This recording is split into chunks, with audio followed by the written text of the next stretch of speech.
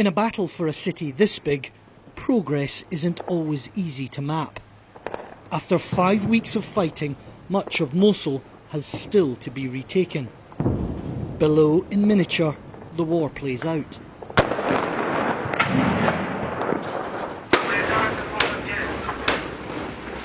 In Mosul streets, life or death is decided in the blink of an eye. Just metres away, the so-called Islamic State. In no man's land, a dead body. Iraqi special forces say he was an IS fighter, one of a dozen they've shot dead this week. Yes, many civilians have been attacked by Islamic State snipers, but they also use them as human shields. It's very difficult for us. They sometimes come forward carrying babies, using them as cover. Nearby, a car bomb detonates.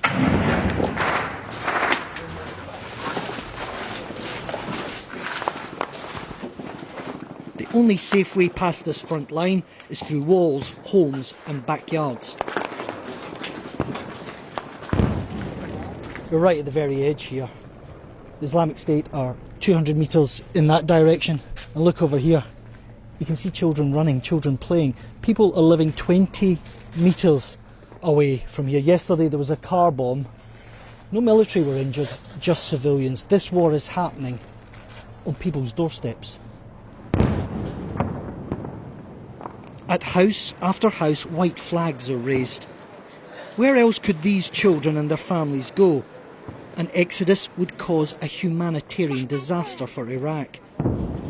Even the people who were influenced by their talk, by the ISIS talk, now they are not, because they endured 2 years of suffering, they endured 2 years of deprivation, 2 years of killing.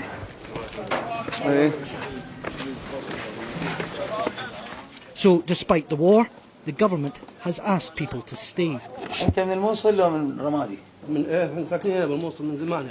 But still, suspicion runs high here. 5 days of fighting means Amar Jazan and his family haven't left their house. But his wife Rana is about to give birth. I lost a baby in these circumstances. I lost the baby because the doctors were not available. I don't know how I'm coping, but I pray it will get better. For 3-year-old Azel, it will be her first time leaving Mosul. The government wants people to remain here, but it and its services are mostly absent. So today it's an armoured Humvee that serves as an ambulance.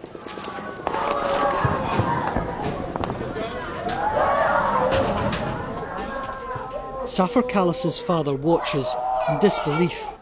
His son has just been shot in the chest.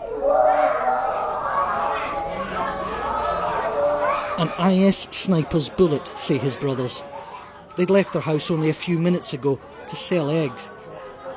Nothing can be done. He's gone?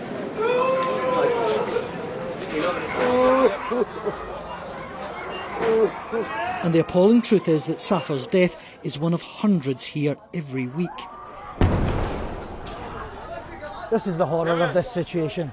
They can't even take the boy's body down the street because they're worried that the sniper is still down there. You can hear the gunfire all around, you can hear the heartbroken family inside there. 1 million people are still trapped in this city, and the fighting is going on all around them.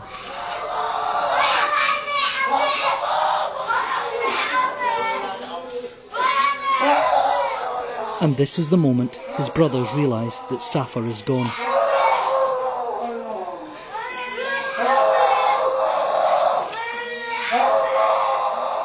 And while people remain here, much more will have to be endured. The fight for Mosul has only just begun. Quentin Somerville, BBC News, Mosul.